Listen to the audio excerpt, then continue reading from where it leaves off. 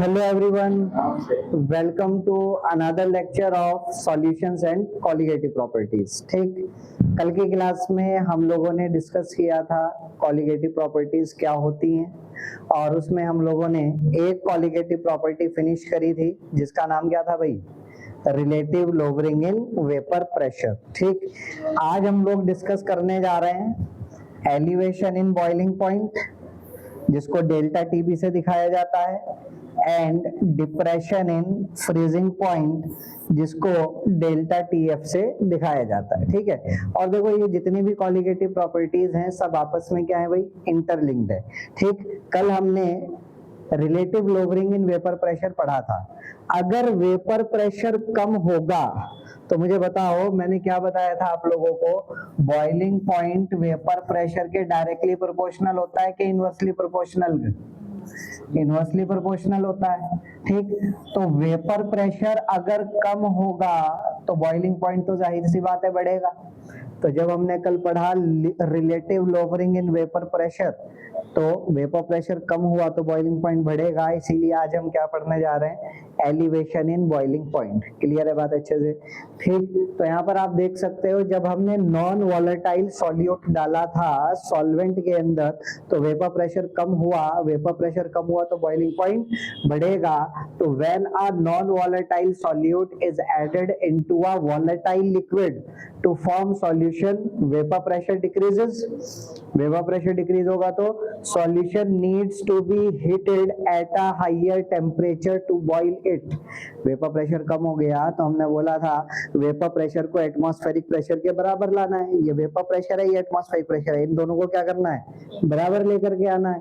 ठीक है, तो वेपर प्रेशर जितना कम होगा उसको एटमॉस्फेरिक प्रेशर के बराबर लाने के लिए उतना ज्यादा गर्म करना पड़ेगा, उतना ज्यादा हीटअप करना पड़ेगा। तो इसीलिए solution needs to be heated at a higher temperature to boil it so that vapour pressure becomes equal to external pressure. Clear हो गई बात अच्छे से? ये प्योर सॉल्वेंट था हमारा, ये ऊपर से एटमॉस्फेरिक प्रेशर लग रहा है। ठीक है, ये सॉल्यूशन बन गया हमारा। नॉन वॉलेटाइल सॉल्यूट डालने के बाद इसका वेपर प्रेशर क्या हो गया, कम हो गया। तो वेपर प्रेशर मान लेते हैं, एटमॉस्फेरिक प्रेशर फिक्स है भाई 500। ठीक, इसका वेपर प्रेशर है 400। इसका वेपर प्रेशर कितना, 400। नॉन वॉलेटाइल सॉल्यूट डालने के बाद इसका वेपर प्रेशर घट के हो गया 300 mm ऑफ मरकरी। ठीक, अब बताओ 400 को 500 तक ले जाना आसान कि 300 को 500 तक ले जाना आसान?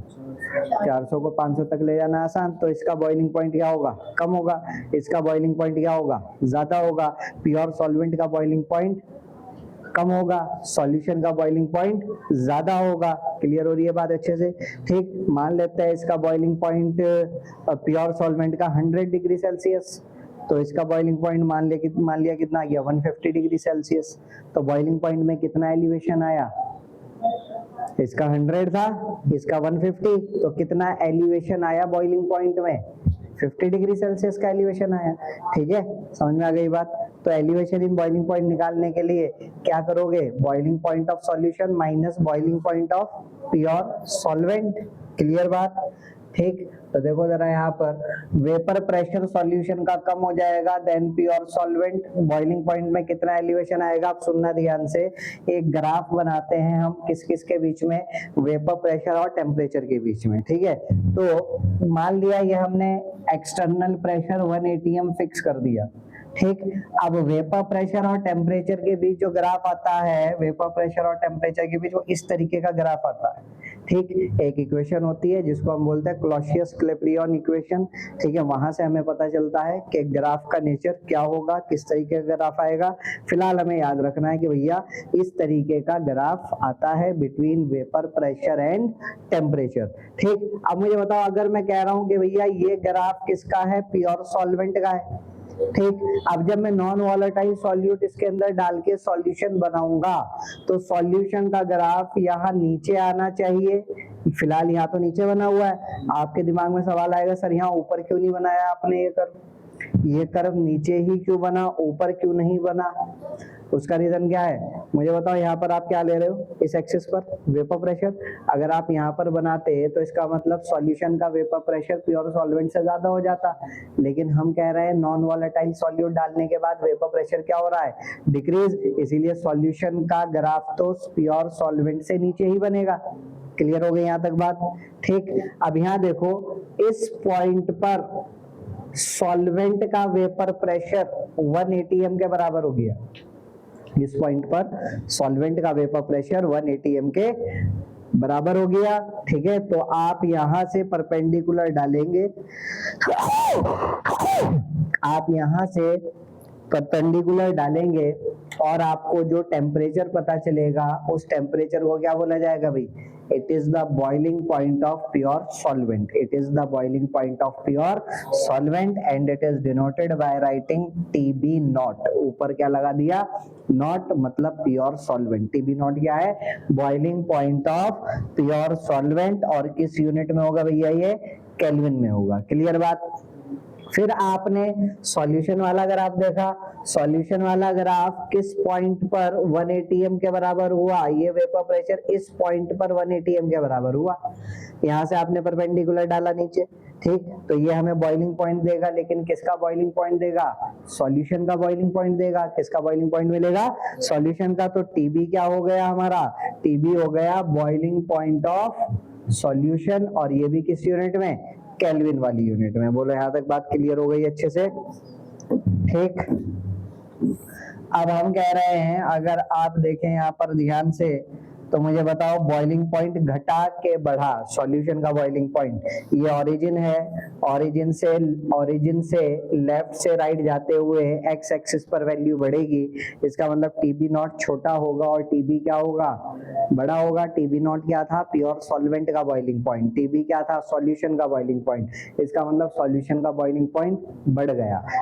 इट मींस यहाँ पर क्या हुआ, एलिवेशन इन बॉइलिंग पॉइंट। कितना एलिवेशन आया बॉइलिंग पॉइंट में, इतना एलिवेशन आया, इसको हम क्या बोलेंगे, डेल्टा TB, और ये डेल्टा TB किसके बराबर आएगा, TB माइनस TB नॉट। किसके बराबर आएगा delta TB minus TB naught. Clear है बात अच्छे से?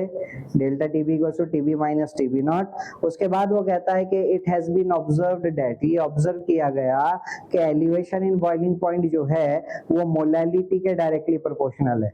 इनफैक्ट जितनी भी कंसंट्रेशन, जितनी भी कॉलिगेटिव प्रॉपर्टीज हैं हमारी, वो सारी की सारी किसके डायरेक्टली प्रोपोर्शनल होती हैं, मोलैलिटी के डायरेक्टली प्रोपोर्शनल होती है। ठीक है, तो delta TB is directly proportional to small m, जहां पर स्मॉल m क्या है भैया हमारा, मोलैलिटी।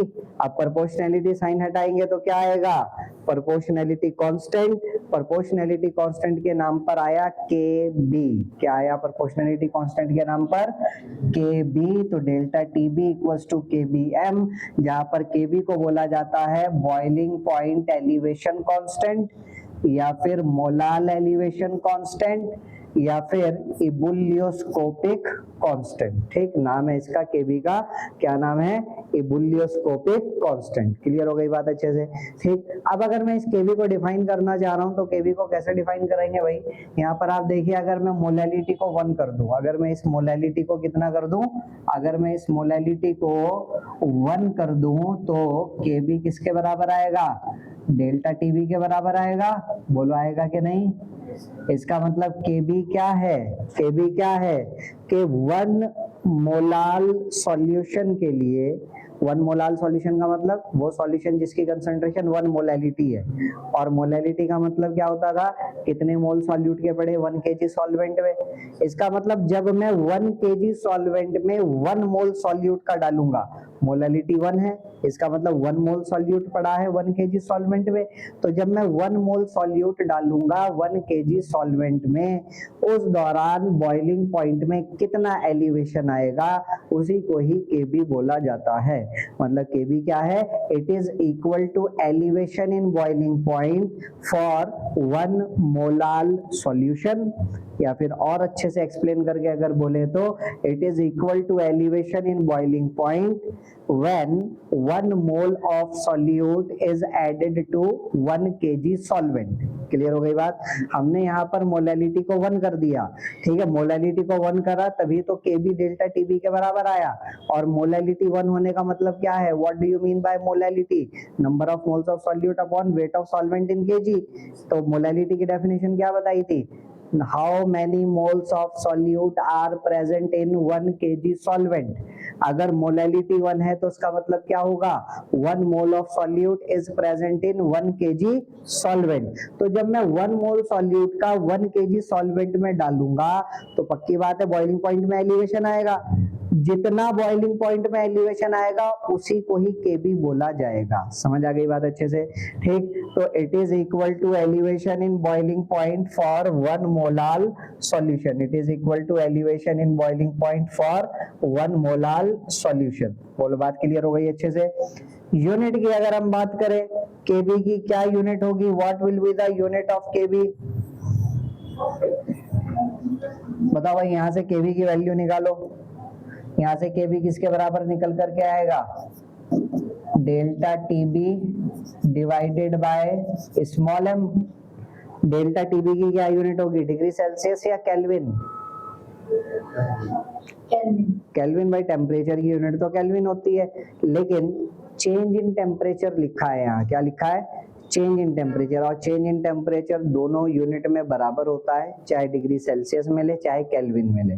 क्या मतलब कहने का, अगर मैं आपसे पूछूं मुझे बताइए 0 डिग्री सेल्सियस में कितना केल्विन होगा, तो आप कहोगे 0 डिग्री सेल्सियस में 273 केल्विन होगा, ठीक।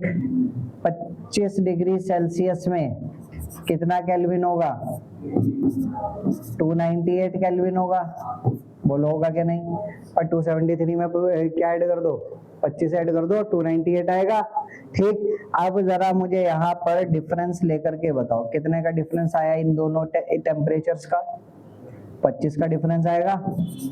यहाँ पे डिफरेंस लो, 8 में से 3 गया 5, 9 में से 7 गया 2, 2 में से 2 गया 0। यहाँ पे भी डिफरेंस कितना आ रहा, 25। इसका मतलब difference in temperature is same in both the scales. इसीलिए डेल्टा टी की यूनिट आप डिग्री सेल्सियस भी ले सकते हैं एज वेल एज केल्विन भी ले सकते हैं। बोलो इतनी बात समझ में आ गई अच्छे से, ठीक। तो डिग्री सेल्सियस भी यूनिट हो सकती है और केल्विन भी हो सकती है। डिग्री सेल्सियस यूनिट भी हो सकती है और केल्विन भी हो सकती है।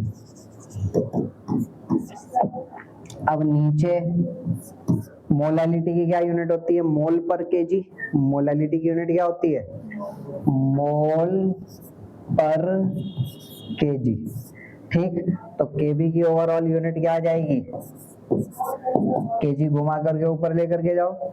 और अगर डेल्टा टीबी की यूनिट डिग्री सेल्सियस ले रहे हो तो डिग्री सेल्सियस केजी, और नीचे क्या लिखा है मोल, तो डिग्री सेल्सियस केजी पर मोल। और अगर केल्विन ले रहे हो डेल्टा टीबी की यूनिट तो केल्विन केजी पर मोल, डेल्टा टीबी की यूनिट आ जाएगी। बोलो बात क्लियर हो गई अच्छे से, ठीक। तो ये यूनिट आ चुकी है हमारे पास, या तो केल्विन पर, देखो नीचे स्मॉल एम लिख दिया, ठीक है, मोल पर केजी को आप क्या लिख सकते हो, स्मॉल एम भी तो लिख सकते हो, या फिर डिग्री सेल्सियस पर मोलैलिटी, या फिर केल्विन केजी पर मोल, या फिर डिग्री सेल्सियस केजी पर मोल, ठीक। उसके बाद हमारी एनसीईआरटी बुक में एक फॉर्मूला छपा हुआ है, तो हमने भी वो फॉर्मूला यहाँ पर छाप दिया। वो फॉर्मूला क्या है भाई, Kb equals to mr Tb naught square upon delta Vaph into 1000। Kb equals to mr Tb naught square divided by delta Vaph into 1000।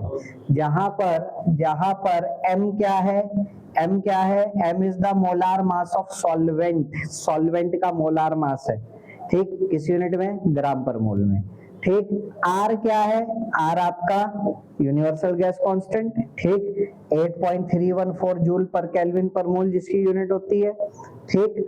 TB naught क्या है, बॉइलिंग पॉइंट किसका, प्योर सॉल्वेंट का। एम क्या था, molar mass किसका, solvent का। TB naught क्या है, बॉइलिंग पॉइंट ऑफ प्योर किसका, सॉल्वेंट का। डेल्टा वेपएच क्या है, मोलार एंथैल्पी ऑफ वेपराइजेशन किसकी, सॉल्वेंट की, सारी चीजें तो यहाँ सॉल्वेंट की आ रही है, सॉल्यूट का तो कुछ भी नहीं आया इस फॉर्मूले में। इसका मतलब value of Kb do not depend upon nature of solute, it depends only and only on nature of solvent. Kb की जो वैल्यू है वो केवल और केवल सॉल्वेंट के ऊपर डिपेंड करती है, सॉल्यूट के ऊपर डिपेंड नहीं करती। और ये सवाल सबसे इंपॉर्टेंट सवाल है, सीबीएसई बोर्ड में पूछा जाता है कि Kb किसके लिए कांस्टेंट है, सॉल्यूट के लिए या सॉल्वेंट के लिए? तो हमारा जवाब क्या होगा? Kb is a constant for solvent. Similarly आगे चल करके डिप्रेशन इन फ्रीजिंग पॉइंट जब पढ़ेंगे वहां Kf पढ़ेंगे, Kf भी किसका कांस्टेंट होता है? सॉल्वेंट का। और जनरली हमारा सॉल्वेंट कौन होता है भाई? पानी होता है। सॉल्वेंट बदलोगे तो Kb की वैल्यू बदलेगी। ज्यादातर हम सॉल्वेंट किसको लेकर के चलते हैं? पानी को। तो पानी के लिए नेसेसरी है कि आप Kb की वैल्यू याद रखें। Kb की वैल्यू पानी के लिए 0.52 केल्विन kg पर मोल, या फिर अगर मैं केल्विन की जगह डिग्री सेल्सियस लिखूं तो भी यही वैल्यू रहेगी, बिकॉज चेंज इन टेम्परेचर मैंने बोला दोनों स्केल में क्या होता है? बराबर होता है। समझ आ गई यहाँ तक बात अच्छे से? ठीक, चलो आगे बढ़ते हैं। अगला आता है हमारे पास फ्रीजिंग पॉइंट। ठीक, क्योंकि अगली कॉलिगेटिव प्रॉपर्टी कौन सी पढ़नी है? Depression in freezing point. तो हमें पता होना चाहिए भैया फ्रीजिंग पॉइंट क्या होता है, किसको कहते हैं। तो फ्रीजिंग पॉइंट ये नहीं कि बच्चों की तरह बोलो जिस टेम्परेचर पर लिक्विड सॉलिड में कन्वर्ट हो जाए, that is known as freezing point. नहीं, अब हम यहाँ क्या बोलेंगे? ये वो टेम्परेचर है जिस टेम्परेचर पर वेपर प्रेशर सॉलिड का किसके बराबर हो जाए?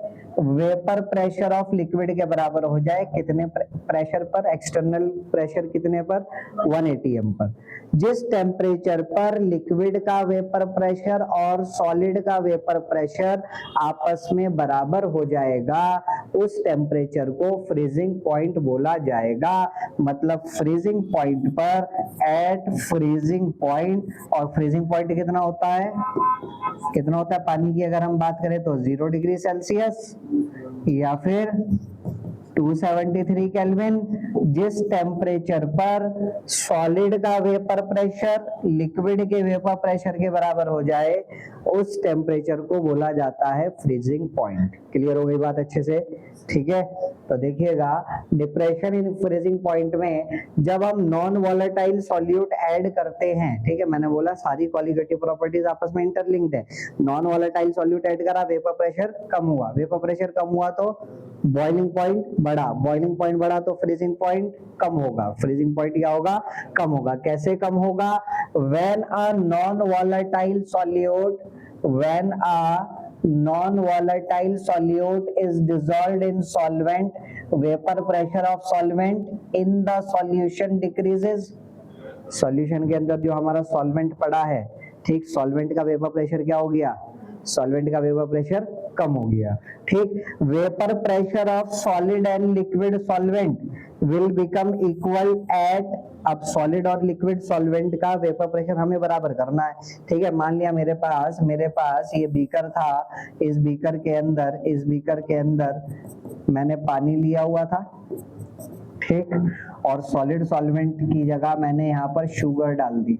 ठीक है, या क्या डाल दिया? NaCl डाल दिया। NaCl भी तो सॉलिड होता है। ठीक, तो जब आपने नॉन वॉलेटाइल सॉल्यूट NaCl पानी के अंदर डाला तो पानी का वेपर प्रेशर क्या हो जाएगा? कम हो जाएगा। पानी का वेपर प्रेशर क्या हो जाएगा? कम हो जाएगा। अब फ्रीजिंग पॉइंट का मतलब क्या है? जिस टेम्परेचर पर NaCl का वेपर प्रेशर पानी के वेपर प्रेशर के बराबर हो जाएगा, उस टेम्परेचर को फ्रीजिंग पॉइंट बोलेंगे। ठीक, तो पानी का वेपर प्रेशर तो कम कर दिया आपने। ठीक, तो NaCl और पानी के वेपर प्रेशर को बराबर लाने के लिए आपको ज्यादा टेम्परेचर देना नहीं पड़ेगा। Vapour pressure of solid and liquid solvent will become equal at a lower temperature. Come temperature पर ही सॉलिड और लिक्विड का वेपर प्रेशर अब आपस में बराबर हो जाएगा।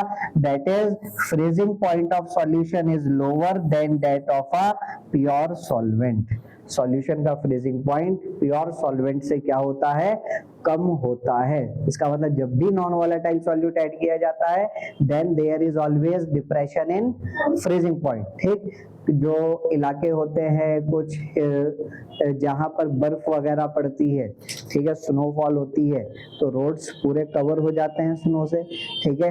उन रोड्स को हटाने के लिए वहाँ पर NaCl डाला जाता है। उन स्नो को रोड से हटाने के लिए क्या डाला जाता है? NaCl डाला जाता है। NaCl क्या? Non volatile solute. Non volatile solute डालोगे तो फ्रीजिंग पॉइंट क्या हो जाएगा? कम हो जाएगा। मान लिया पहले 0 डिग्री सेल्सियस पे फ्रीज हो रहा था, अब NaCl डालने के बाद फ्रीजिंग पॉइंट क्या हो जाएगा? कम हो जाएगा। मान लिया कम होकर -10 डिग्री सेल्सियस पहुंच गया, और -10 तो वहां का टेम्परेचर जाता ही नहीं है, तो इसीलिए सारी बर्फ क्या होगी? पिघल जाएगी। क्लियर हो गई बात अच्छे से? इसी तरीके से, अच्छा, इसीलिए इसको बोला जाता है क्या? To clear snow from roads NaCl is added as de-icing agent. NaCl is used as de-icing agent. ये सवाल भी पूछा जाता है। कार को, अगर आप अपनी कार को ले गए हिल स्टेशन पर जहाँ पर टेम्परेचर 0 डिग्री सेल्सियस से कम है, तो आपके कार रेडिएटर के अंदर जो पानी है वो पानी क्या हो जाएगा? फ्रीज हो जाएगा। फिर तो आपकी कार चलेगी नहीं। तो उस चीज से बचने के लिए क्या किया जाता है? कार रेडिएटर के अंदर एंटी फ्रीज डाला जाता है। एंटी फ्रीज क्या काम करता है? एंटी फ्रीज पानी के फ्रीजिंग पॉइंट को कम कर देता है, और फ्रीजिंग पॉइंट कम हो जाएगा तो क्या होगा? अब मान लिया वहाँ टेम्परेचर है -2 डिग्री सेल्सियस, और आपने जो एंटी फ्रीज डाला उसने टेम्परेचर फ्रीजिंग पॉइंट कर दिया उसका -10, तो -10 उस जगह का टेम्परेचर है नहीं, तो आपके कार रेडिएटर के अंदर जो पानी है वो जमने वाला नहीं है। और एंटी फ्रीज का काम कौन करता है? इथाइलिन ग्लाइकॉल एंटी फ्रीज का काम करता है। इथाइलिन ग्लाइकॉल किसका काम करता है? एंटी फ्रीज का काम करता है। क्लियर हो गई बात अच्छे से यहाँ तक? ठीक है, अब देखो जरा, इस वाई एक्सिस पर हमने क्या लिया है? प्रेशर, वेपर प्रेशर मान लो, ठीक है। एक्स एक्सिस पर हमने क्या लिया? टेम्परेचर, ठीक है। ये प्योर सॉल्वेंट है, ये इस तरीके से और इस तरीके से ग्राफ आता है, ठीक है। तो ये आपने ये जो पॉइंट बनाया, ठीक है, यहाँ से हमने एक लाइन ड्रॉ करी, एक इमेजिनरी लाइन। इस पॉइंट के राइट साइड में आप देखो टेम्परेचर ज्यादा के कम? इस पॉइंट के राइट साइड में टेम्परेचर क्या है? ज्यादा। इस पॉइंट के लेफ्ट साइड में टेम्परेचर क्या है? कम। तो बताओ उधर कौन एग्जिस्ट करेगा? उधर लिक्विड सॉल्वेंट एग्जिस्ट करेगा। इधर कौन एग्जिस्ट करेगा? सॉलिड सॉल्वेंट एग्जिस्ट करेगा। और ये जो पॉइंट है, इस पॉइंट पर क्या हुआ? सॉलिड फेज और लिक्विड फेज आपस में इक्विलिब्रियम में आ गए। इस पॉइंट पर जो मैंने यहाँ रेड से दिखाया है, इस पॉइंट पर सॉलिड सॉल्वेंट और लिक्विड सॉल्वेंट आपस में इक्विलिब्रियम पर आ गए। लेकिन हमने एक चीज और बोली, इक्विलिब्रियम पर आने चाहिए, बट कितने प्रेशर पर? 1 atm पर। 1 atm हमने यहाँ लिया हुआ है, तो यहाँ से ये लाइन ड्रॉ करो, ये पॉइंट आया हमारे पास, ठीक। तो ये 1 atm प्रेशर पर सॉलिड फेज और लिक्विड फेज आपस में इक्विलिब्रियम में एग्जिस्ट कर रहे हैं। यहाँ से आपने परपेंडिकुलर नीचे डाला, ठीक है। तो ये हमारे पास जो आया फ्रीजिंग पॉइंट, ये किसका आया? प्योर सॉल्वेंट का। और प्योर सॉल्वेंट का फ्रीजिंग पॉइंट है, तो इसीलिए इसको बोला जाएगा TF0। TF0 क्या है? Freezing point of pure solvent. Clear बात? फिर आपने नॉन वॉलेटाइल सॉल्यूट डाला तो सॉल्यूशन का ग्राफ नीचे की डायरेक्शन में आएगा। सॉल्यूशन का ग्राफ नीचे की डायरेक्शन में आया तो इस पॉइंट पर सॉलिड फेज और लिक्विड फेज इक्विलिब्रियम में आए। यहाँ से आपने एक लाइन ड्रॉ करी, इस पॉइंट पर ये 1 atm के बराबर हुआ। यहाँ से लाइन आपने नीचे ड्रॉ करी, तो ये आपको जो मिलेगा, it will be the freezing point of solution, और इसको बोला जाएगा TF। अब बताओ TF बड़ा कि TF0 बड़ा? TF0 बड़ा, मतलब TF छोटा, मतलब सॉल्यूशन का फ्रीजिंग पॉइंट बढ़ा के घटा? घटा। So there is depression in freezing point. कितना डिप्रेशन आया फ्रीजिंग पॉइंट में? डेल्टा TF, और डेल्टा TF किसके बराबर होगा? TF0 minus TF। Elevation in boiling point का फॉर्मूला क्या था? TB minus TB0। यहाँ पे, वहां पे नॉट वाली टर्म बाद में आ रही थी, यहाँ पे नॉट वाली टर्म पहले आ रही है। क्लियर हो गई बात अच्छे से? ठीक। तो अब आप देखिए डेल्टा TF किसके बराबर आ गया? TF0 minus TF। यहाँ पर भी ये ऑब्जर्व किया गया कि delta TF is directly proportional to small m, जहाँ पर स्मॉल m क्या है? मोलैलिटी। TF क्या है? Freezing point of solution. TF0 क्या है? Freezing point of pure solvent. और दोनों किस यूनिट में? दोनों किस यूनिट में? केल्विन में। ठीक। डेल्टा TF क्या है? The difference between freezing point of pure solvent TF not and freezing point of its solution. बस डेल्टा TF को हमने डिफाइन कर दिया यहाँ पर के, ठीक। डेल्टा TF का फॉर्मूला लिखा हुआ है सामने, TF not minus TF। Delta TB का फॉर्मूला क्या था, TB minus TB naught. Clear हो गई बात अच्छे से, ठीक। अब प्रोपोर्शनैलिटी साइन हटाएंगे तो कांस्टेंट के नाम पर आएगा क्या, KF। Delta TF equals to KFM, जहां पर KF को बोला जाएगा फ्रीजिंग पॉइंट डिप्रेशन कांस्टेंट, या फिर मोलाल डिप्रेशन कांस्टेंट, या फिर रोने वाला कांस्टेंट, क्रायोस्कोपिक कांस्टेंट, ठीक। KF को कैसे डिफाइन करोगे, इस मोलालिटी को 1 कर दो तो KF किसके बराबर आएगा, डेल्टा TF के। इसका मतलब सॉल्यूशन के फ्रीजिंग पॉइंट में कितना डिप्रेशन आएगा जब मैं 1 मोल सॉल्यूट ऐड करूंगा 1 kg सॉल्वेंट में, ठीक है। It is equal to depression in freezing point of solution when 1 mole of solute is added to 1 kg solvent, तो it is equal to depression in freezing point for 1 molal solution. और बेटा जो unit केबी की थी वही unit KF की होगी, kelvin पर मोलैलिटी या फिर डिग्री सेल्सियस पर मोलैलिटी, या फिर ओपन करके बोले तो केल्विन केजी पर मोल या फिर डिग्री सेल्सियस केजी पर मोल, ठीक। अब जो बात हमने पीछे केबी के लिए करी थी वही बात यहाँ केएफ के लिए करते हैं। केएफ का फॉर्मूला mr, वहां पर था टीबी नॉट स्क्वायर, यहाँ पर क्या है टीएफ नॉट स्क्वायर, अपॉन वहां था डेल्टा वेप एच, यहाँ क्या आएगा डेल्टा फस एच, ठीक है। मोलार एंथैल्पी ऑफ फ्यूजन, वो क्या था molar enthalpy of vaporization, upon delta fus H into 1000। m क्या है मोलार मास किसका, सॉल्वेंट का, ठीक है। R क्या है universal gas constant, delta fus H क्या है मोलार एंथैल्पी ऑफ फ्यूजन किसकी, सॉल्वेंट की, TF नॉट क्या है फ्रीजिंग पॉइंट किसका, प्योर सॉल्वेंट का। सारी चीजें सॉल्वेंट की आ रही है, सॉल्यूट की एक भी टर्म नहीं आई है। इसका मतलब value of TF, value of KF depends only and only on nature of solvent and not on solute. तो KF और KB दोनों के दोनों कांस्टेंट है, किसके लिए, सॉल्यूट या सॉल्वेंट, सॉल्वेंट के लिए कांस्टेंट है। क्लियर हो गई बात। और सॉल्वेंट है तो पानी, जनरली हम सॉल्वेंट इस्तेमाल करते हैं, तो इसके KF की वैल्यू याद रखिए, क्योंकि कभी कभी न्यूमेरिकल में दे के रखेगा, कभी कभी न्यूमेरिकल में दे करके नहीं रखेगा। KF फॉर वाटर होता है 1.86 केल्विन केजी पर मोल। क्लियर हो गई बात अच्छे से, ठीक। तो आज के लिए इतना ही रखते हैं, बाकी फिर नेक्स्ट क्लास में हम लोग डिस्कस करेंगे अबाउट ऑस्मोटिक प्रेशर, कि ऑस्मोटिक प्रेशर क्या होता है, जिसमें ऑस्मोसिस देखा जाएगा पहले क्या होगा, फिर ऑस्मोटिक प्रेशर देखा जाएगा, उसका वेंट हॉफ फॉर्मूला क्या होता है, फिर एप्लीकेशंस ऑफ ऑस्मोसिस, उसके बाद हम स्टार्ट करेंगे एबनॉर्मल कॉलिगेटिव प्रॉपर्टीज, जहां पर आएगा हमारा वेंट हॉफ फैक्टर, ठीक। तो मिलते हैं नेक्स्ट क्लास में, तब तक के लिए पढ़ते रहिए, बाय बाय, टेक केयर।